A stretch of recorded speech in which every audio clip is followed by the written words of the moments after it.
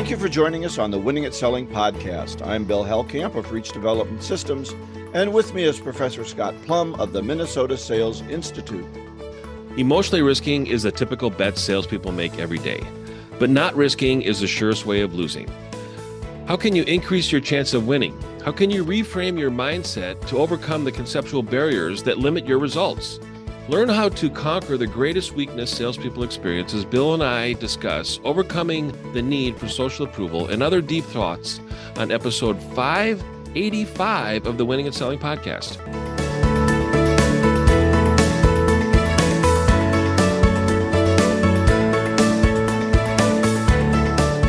God, every time you do an intro, it sounds like we're going to have a session on the couch with our psychologist. Yes. I do concentrate a lot on some of the conceptual barriers, the beliefs that we have, because I struggle with it.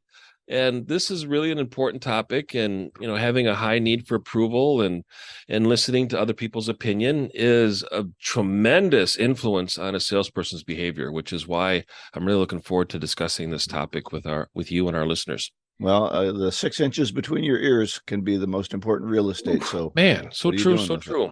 That's right. Okay, but before we get to that, we are talking about Spin Selling by Neil Rackham. We're on chapter 3, Customer Needs in the Major Sale. And a couple of things that we want to make sure that we reiterate. He reiterates them often. Number one, it's not about closing. It's about what you do in what I call the discovery step. He calls it the investigating step. But what is it that we do, the questions that we ask that drive our customers to make a better decision? In this chapter, he's going to talk about implicit needs and explicit needs and how deep that need is. So let's go through his steps of this process, Scott. He's got preliminaries, which is the start of the meeting, investigating, which is what I've always called discovery, demonstrating capabilities, which is the proof statement, and then obtaining commitment, which some people would call the close. So he does have closing in there. We do have to get the commitment from people, but if we start closing, I never liked that old process, Scott, about close early and close often. Right. Yeah. I think if you close before they're ready to make that decision, then you get a will wait. Right. Yeah. They start getting really, concerned. You start coming across desperate, and all of a sudden everything just comes to a complete stop. Well, that's when you put on your checkered jacket and your gold chains and you start closing and you say, you want to buy it now? We got a good deal for you. It's on sale right now. Show you a better 10 days way. only. 10 days only. We can do that. If you walk out the store, we can't hold this deal forever. Right. All those pressure techniques. And I think he's really right. There's a big difference between a small sale and a large sale. And here's the distinguishing characteristics. In a small sale, it's an individual decision. He gave an example of buying a little pocket knife, and it's $15, and I can make the decision, and I can make this off the top of my head. And then if it's a bad decision, big deal. So it's an emotional decision, spur of the moment in a small sale usually. And there's low downside risk, right? Either I'm not going to get fired for it. It's a $15 pen knife. What's the big deal, right? In a large sale, and we find this even more now. So sales 2.0, a large team or group, right? Do you find yourself, Scott and I were just in a situation yesterday where we're selling to a group of 5 people, right? We were talking to the team about our findings, not just selling to one person. And that's the third meeting we've had with 5 or more people in that organization.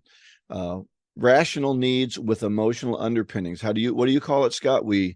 Yeah, you have a saying about that. I can't remember what it is. Yeah, people buy emotionally, justified intellectually. That's the one I'm looking for. A lot of different ones like that. Right. And then in the large sale, there's a serious risk of dollars or reputation.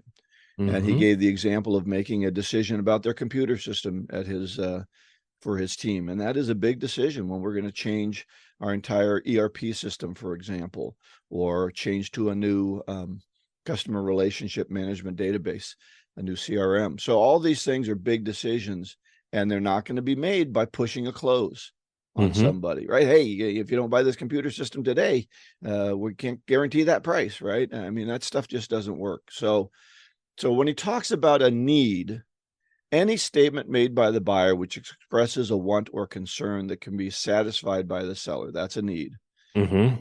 Now, in needs in large sales grow over time from dissatisfaction to I better do it now. What did you think about that graphic that he had talking about It was, explicit or implicit needs? yeah, it was powerful how it increased in size as things became more important and more urgent. And urgent is time sensitive, and that's emotions. People have a sense of urgency. That's emotion. So keep going with that momentum and find out how they can justify it logically. And you've got two wings of a dove, so to speak. And that's the best combination between emotional and intellectual. Yeah, I think that dissatisfaction has to be big enough that we're going to make a move, right? Yeah. If we know that changing ERP systems is a real challenge. So in order to do that, I can't just have this vague feeling of uncomfort or, man, this seems to take more time than it should. It has to be a pretty major breakdown in what we need done. So for example, I need to pull some information out of my ERP system and it can't do it. Just can't give me the information I need. So he talks about implied needs. He calls those as maybe problems, difficulties, dissatisfaction. They're more covert. I would call them a feeling, right? A feeling of dissatisfaction, a vague understanding of that something's getting more difficult over time. Explicit needs, and this is what he says has to be there in order to make the large sale. We can make a small sale on this minor dissatisfaction or feeling, but if we want to make the big sale, it has to be a strong want or desire. It has to be very overt. The whole organization has to be talking about how poorly this is working and how much time they're wasting when they do this. So I'll give you a small example. The other day, I was trying to do something on my computer and I couldn't get my printer to connect. Well, I'm not going to change my whole computer to do that. It's more of a vague feeling of dissatisfaction. But if one day I pull up my computer and it doesn't come up, we're at emergency level. The whole thing changes, right? Yeah, I think it's interesting. I think about implied needs and explicit needs and the priority between the two, and people that might want to remodel their kitchen. Well, why? I mean, it works. You got cabinets, you got a countertop, you got appliances, everything's there. So it's not that there's a problem and that you don't have a stove. It's a dissatisfaction that you don't like the current stove. So now you want to get a new stove or new cupboards or a new countertop. And you go to your friend's house or your brother's house, right? And they've got new granite counters, and in you or your spouse, the dissatisfaction grows because, man, those granite counters really look nice, and now my brother has it, and maybe I should get it too. Maybe my house is looking dingy as compared to his. Right. The comparison, the law of comparison. And I think, but that's comparing one thing against another. I've got a closet light now in my closet. I go, I love a closet light. I didn't know I needed it. If you never had a closet light, you appreciate a closet light when you have it. Go, oh, it's so great. I can see in my closet. This is fabulous. What a great benefit. I mean, that's right. Did I think I needed it? I wanted it. Didn't know I needed it until I had it. That's right. So the large sale is not going to happen just on implied needs. And I think that's the thing we really have to think about. They have to get to the explicit level. They have to get to the level where everyone in the organization is talking about it, where people are dissatisfied, where somebody who's responsible is catching crap about it all the time. Why can't we get a better system? Why can't, the president says, why can't we get the reports generated that I need out of this system? Why can't we get whatever? Why are our sales down? That's what we hear. Our sales are down. We need to make a change. So until that pain, right? What are we looking for? Need, want, or desire. We're looking for the pain to grow. Until that pain becomes high enough, we just aren't going to make that big decision. Right. Yeah. Gets to have to be a level where people take action. Right. So then what do we have to show them? We have to show them the value. The value is becoming greater to them. And now we have to show them that whatever our value is, we can give them in the sale. And this is where I think a lot of salespeople make the mistake of not going into investigating well enough. And I know next time Next chapter, chapter 4, is going to be about the investigating phase. We're going to do that over a couple of weeks. But we really have to understand that until you uncover the deeper levels of dissatisfaction and what values they're looking for in the solution, you're just one of another salesperson's trying to give them an idea. Mm-hmm. Yeah. All right. So next time we're going to talk about the investigating phase, using it to uncover explicit needs. And so we're going to do chapter 4A. Now, they're not labeled as 4A, but we're calling it 4A. That's pages 67 through 88. That's 20 pages, and then we'll have about 10 more pages at the end. So next week, spin selling, chapter 4, pages 67 through 88. And read right up to implied needs and explicit needs. So you see that chapter 4, there's a lot to chapter 4. Chapter 3 is a little thinner. It kind of does an overview of the two needs. Chapter 4 really gets into it. So read up to the implied needs and the explicit needs, and then we'll take it from there on the following week. So it'll Excellent. be great sessions. Yeah, good book and really good conversation around it. And from 1976, I mean, I'm reading about a pocket knife that he bought in an airport gift shop, and I'm like, okay, wait a minute here, a knife at an airport gift. For those of you that are playing along at home, did anybody else pick that up? That's He's right. talking about a pocket knife, which I think is a Leatherman from what he describes. Yeah. And he still has it, never used it, but he just felt like $15 was worth it. For all of us who remember when they would take the nail clippers out of your toilet article kit. Yeah. You can't have nail clippers. Can't have nail clippers because we're gonna clip the door open to the cockpit with my nail clippers. Yeah, exactly. Incredible. Holding my nail clippers up to the passenger's throat next to me. But what a change from 1976. We're not selling knives in the gift shops of airports anymore. Right. Our topic today is overcoming the need for social approval. In all my years of selling, over 36 years of sales, I just did the math the other day. My biggest challenge has always been overcoming that high need for approval. I've had it since I was a young boy, and I've been conscious about that. And that's why you might hear a lot of the topics that I bring up are based on conceptual barriers. They're based on beliefs. And in most cases, they're based on things that are just simply not true. They're real, but they're not true. Don't you tell me to save it for group? Save it for group. Yeah. That's what you tell me to do. Exactly. You get on a rant, save it for group, and then you just kind of dissolve that frustration and go, okay, I'll bring it up later. But there's the old adage that people like to buy from people that they like, that are like them.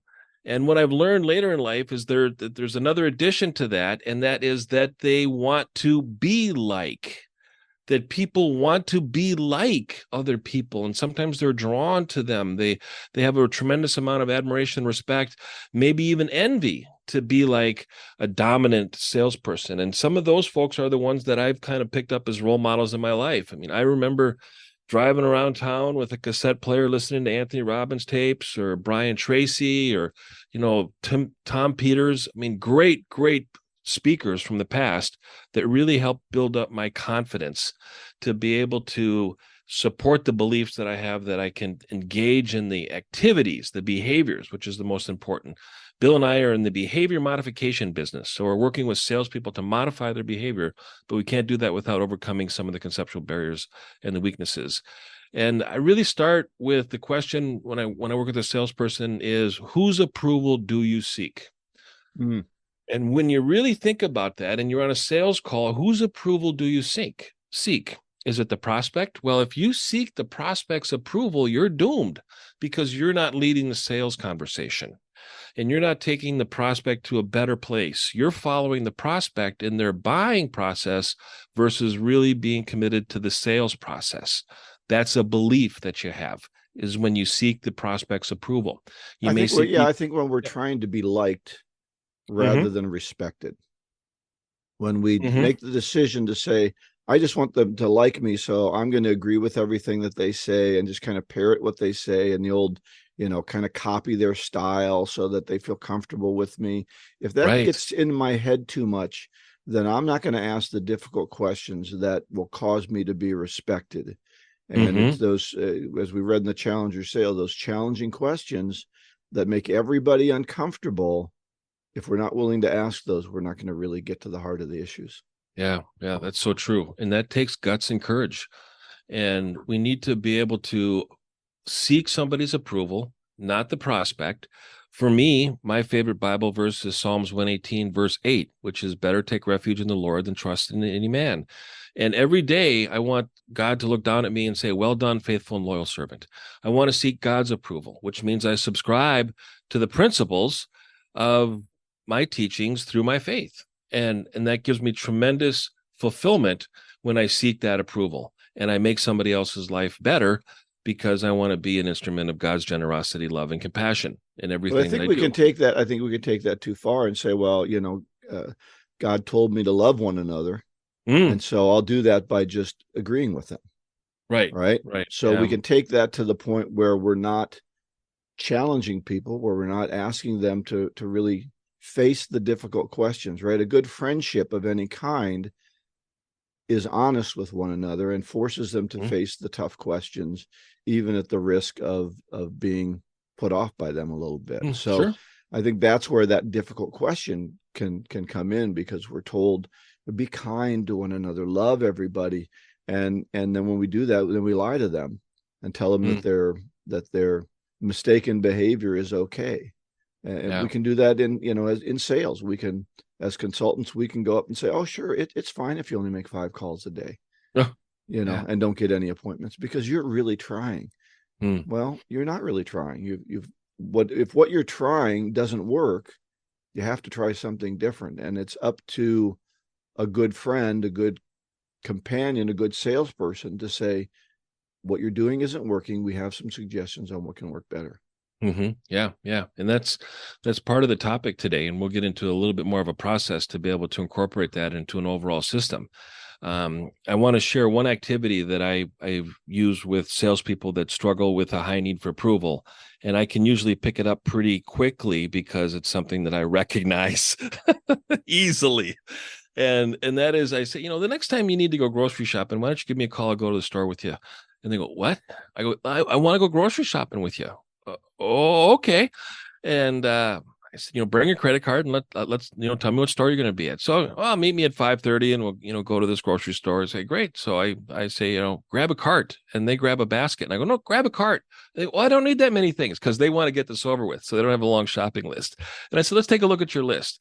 And we're getting into winter in Minnesota, so that means that soup is on the agenda on the shopping list. So I said, let's go over to the soup aisle and let's get, let's get some 6 cans of this and 8 cans of that. And, next thing you know, we've got 18 non-perishable items. And I said, okay, let's go check out. And we head for the express lane, which has a limit of 8 items. And just watch them start to sweat. We can't go to the express lane. The sign says 8 items or less, and we have 18 items in our cart. How can we go through the express lane? I said, we're going to be okay. I don't think there's going to be any fatalities. Let's try it and see what happens. So we put all of the 18 items on the belt, and the cashier kind of gives us the evil eye, but just starts scanning them, and we hear the beeps. And the next thing you know, they're handing the credit card to the cashier, and we're leaving the store. And then we look back and go, is everybody okay? Is everybody okay? I mean, did that happen? Did that happen? Yeah, that happened. Did we break the law? No. Did we kind of get into an area where we wanted to be able to do something that's a little bit outside what is maybe normally socially acceptable, but there was no line at the cashiers at the express lane. So we go through that. And now we got our items, and we kind of broke the rules, and nobody died. And that's like making cold calls. Making cold calls, nobody died making cold calls. I assure you, nobody died making cold calls. So getting on to the article, this is from the Harvard Business Review, September, October 2023. And the topic is really overcoming the fear of other people's opinion. Bill, have you ever talked or heard about anybody, any other authors talk about other people's opinion and the impact on salespeople? Not really, except you. You talk about it all the time. So you and I have worked together on this podcast for almost 3 years. So I've heard it a lot. Yeah, good. So it's common. But I do think that what you say is true, and that is salespeople like to be liked. They want to be friends with everybody. That's kind of in many ways, that's the profile, and that's even what people look for when they hire salespeople. Right. They're a real friendly guy, for a real good lady, nice to get along with. So So when we're that way, then we tend to project that so that we want other people to like us. So it's a challenge. Yeah. And we'll have the link to this article in the show notes. So the author calls this anxious state fear of people's opinion, FOPO. Among the organizations I've worked with, FOPO is the hidden epidemic that may be the single greatest constraint to individual and collective potential out of the article. And putting it into context, it's really limiting the possibilities that a person has because you're seeking other people's approval. And it's just such an important topic when we think about why are we there? Whose approval do we seek? And what is the goal of the appointment? So these folks are really concerned about what others think, and it's an irrational, unproductive, and unhealthy obsession. It's the biggest contributor to the greatest anxiety that people feel at work. And this is right out of the article. And I just want to give one more quote out of the article, and then I want to get into a process. It says, fear of people's opinion shows up almost everywhere in our lives. The consequences can be severe. When challenged, we protect our ego and surrender our viewpoint. We trade in authenticity for approval. And authenticity is a very popular word today with people wanting to be authentic, wanting to be transparent. Only if you're allowed to be. True. Only if you're the right type of author. I found that and I wonder if this is part of a growing problem brought on by social media and the amplification of miserable voices. And that is you can be authentic as long as you agree with me. Right. And if you're not of the right stripe of agreement, shut up and get out of the conversation. And I think that is causing a lot of people. My wife was actually talking with some friends of ours last night, and she said she felt that they were relieved to be able to talk freely with her when they couldn't talk freely about politics and other issues with their family. Oh, yeah, yeah. And that really has become part of it. Shut up if you're not of the right mindset. Yeah. There's a quote from the founder of the Taoism, and it's, care about what other people think and you will always be their prisoner. Boy, that is really deep. Yeah, it is. And I really want to get into 3 steps here to really overcome this. And the first is, the author talks about identity, and identity is one of the most fertile breeding grounds for the fear of people's opinion. Identity is a subjective sense of self built on our experiences, beliefs, values, memories, and culture, often derived in relationship to or comparison with others. Identity provides a framework for better understanding of places in a complicated social world. Identity draws from many aspects of us: race, gender, sexuality, relationships, family, job, interests, nationality, beliefs, religious practices, and group affiliation. But we cannot be defined by any one of these. So getting into the individual and comparing the individual to another person is the breeding ground for the fear of other people's opinions.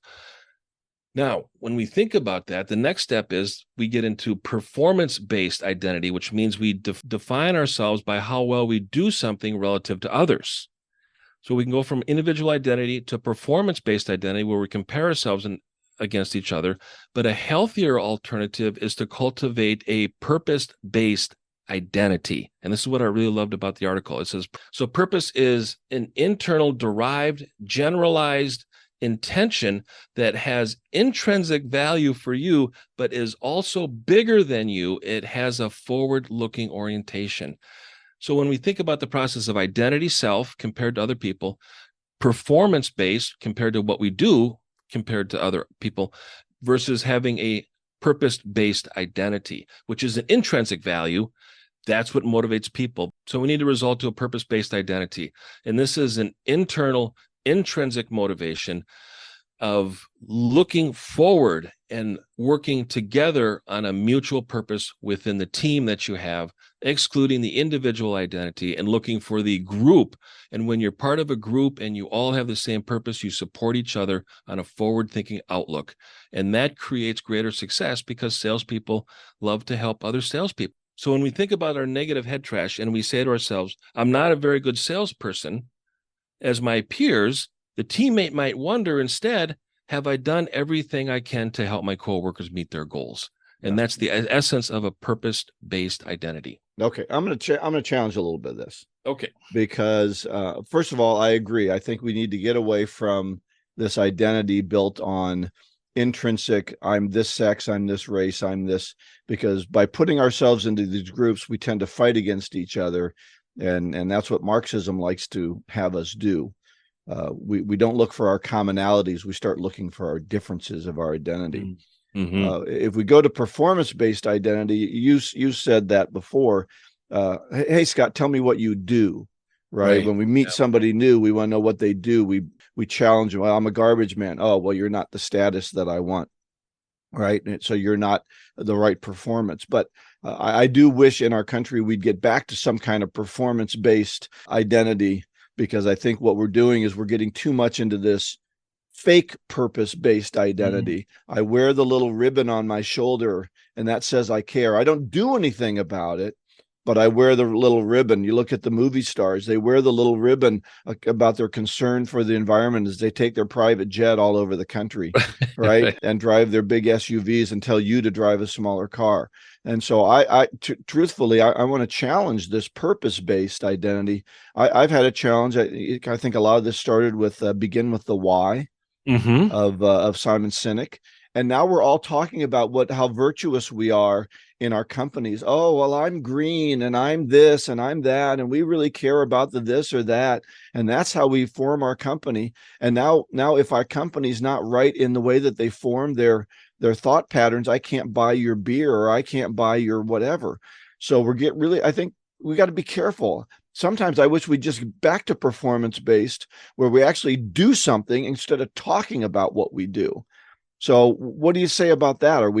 Is that good that we're all faking what our purpose is?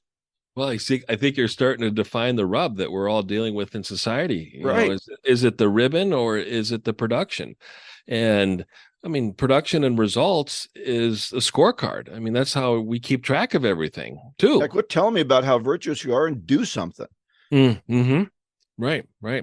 Yeah. I mean, it's a very interesting topic, and bouncing around a little bit on describing it. I'm really curious how our listeners interpret this, what their experiences have been in dealing with this, what they've done to overcome it, and what advice they would give to somebody that is experiencing a high need for approval or worried about other people's opinion of them.